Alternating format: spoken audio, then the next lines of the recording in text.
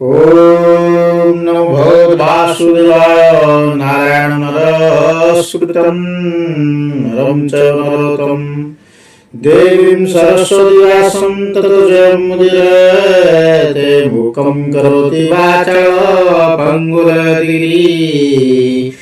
जकृपातमहं वन्दे परमानन्दमाधवम्। द्वितीय स्कंद नवमोऽध्याय। श्री शुक उवाच। शुक कहन्ति राजा ये ताहार प्रश्नानुरागे। शुणनुपति पुण्य देहा तो तू मते पचारिलु जहा।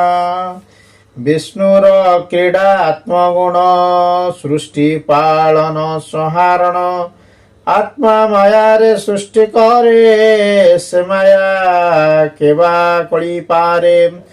करई सकल संभव स्वप्ने देशने अनुभव। एक था ईश्वर वचने न घटे शास्त्र अनुमाने। जेणु से माया रे मिसई एको अनेक प्रकाशई। स्वभावे आत्मा बहुरूपी रूप प्रकाशे सर्वव्यापी। जे रूपे थाई जेवा गुणे मुहि ओहर प्राणवणे। सत्य प्रकाश सर्वदेहे निरते आत्मा रूपे रहे। पर पर न लागई काल मायार भेद काहि। माया क्रमश सत्य प्राय सत्य सत्य भेद नुहे। आत्मार जान सुधी अर्थे कहिले ब्रह्मार अग्रते। कहिले ब्रह्मार अग्रते। से जेणु घोर तप करी अनेक कष्टे प्राण धरी। तपे तो शिला भगवान तेणु पाइला दर्शन। निर्मल निष्कपट चिते तेणु चिंतिला हृदगते। शुण कहिबा तो अग्रते ब्रह्मा को दिशिला जेमंते। से आदि देवगण गुरु भक्त भजने कल्प तरु। निज भुवने सुखे थिला वज्र विहारे इच्छा कला। आत्मारे आत्मा माया ग्रस्ते प्रपंच निर्वाण जेवंते। नाभिरु पद्म कला जात जहू जन्मिले चतुर्मार्थ। से पुणी चिंता भरे रही पर पर न जाणई। चिंता विच्छेद भाव मने शब्द सुविला गगने। जले कमल मध्य थिला सेवेनी अक्षर शुणिला।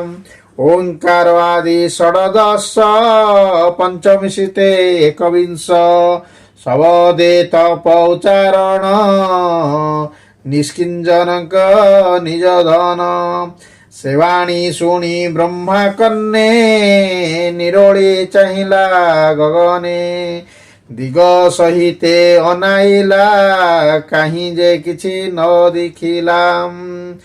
से पुणी रही निज स्थाने आत्मार हित चिंतमने।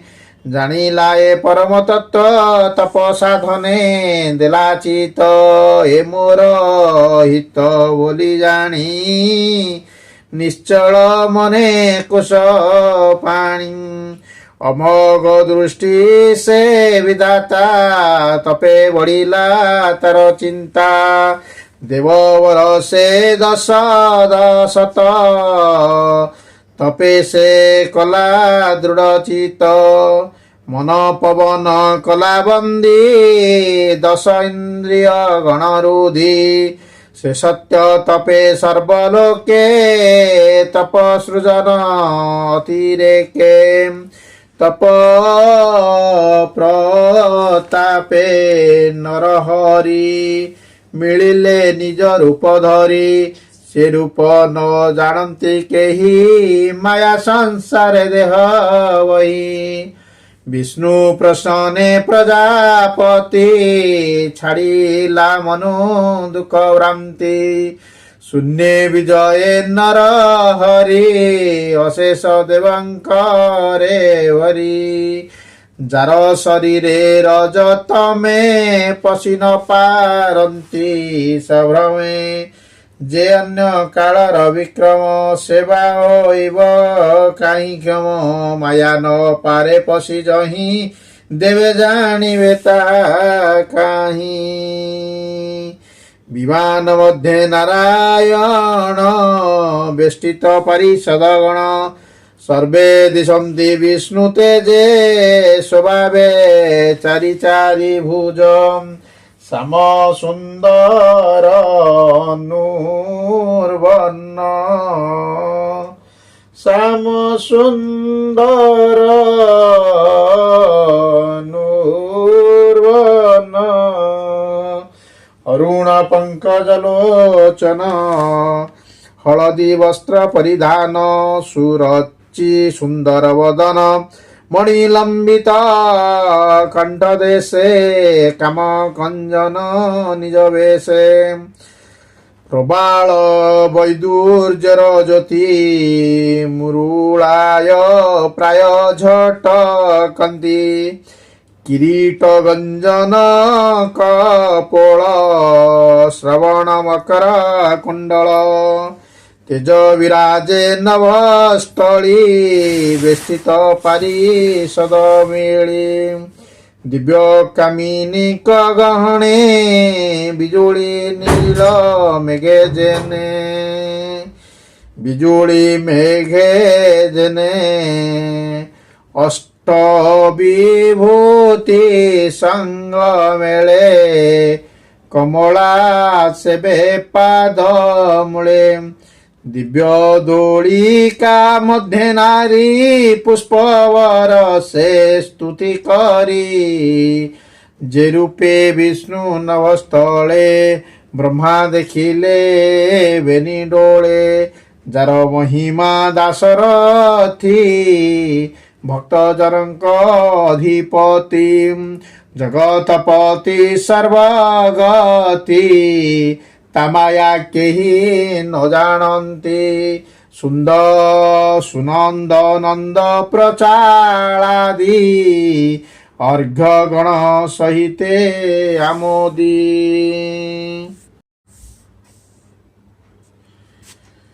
जार महिमा दासरथी भक्त जनक अधिपति जगतपति सर्वगति तमाया केही न जानन्ति सुनंद नंद प्रचालादि अर्घ गण सहिते अवधि पूजन्ति शंकर स्वभावे मिलिण समस्त सविचे तांकु देखिले मने हुए भृते प्रसाद देला प्राय ताहांक नयन जुगल वर्षन्ति मत तार जल श्रीमुख प्रसन्न वदन अरुण पंकजलोचन मस्तके किरीट विराजे कन्ये कुंडल कटी माझे शुभई पितजे वसन लक्ष्मी क्रीडन्ति हृदय जन अमूल्य हिंसा अमूल्य शासन स्थिति वेष्टित सकल विभूति हेमंत रूप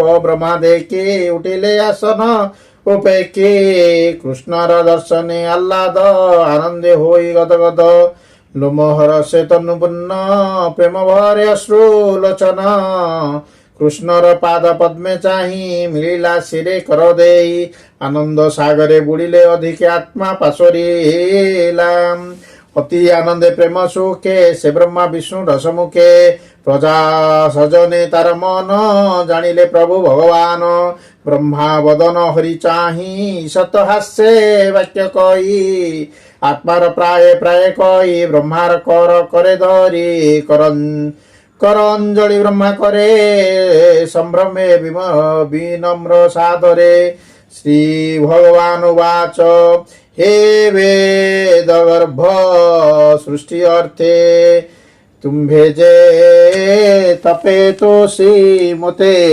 अति दुष्कर चित तपे तेणु मु तोसे तो समीपे स्वभावे जोगींके दुर्लभ मु तोते होइली सुलभ मंगल शुभ हेउ तोते बर जे मागे गृढ़ चित्ते मोर दर्शन जेते प्राणी लभई पुण्य गर्भे ताहार गति पुण्य धाम अनंते होई आत्मा राम गगने शुणी मो वचन तुई जे तप कलु मन कर्म विभ्रम देखी तोते मु आज्ञा देली शून्य पथे बोलोई चित्ते तप कर मु तोते होइबी गोचर मोर हृदय तप जान तपे थरई दश प्राण तपे मु सृष्टि करी हेळे पुणी संहारी तप बळे तपर बळे ए जगत महिधरई अविरत ब्रह्मवाच तू नारायण भूतेश्वर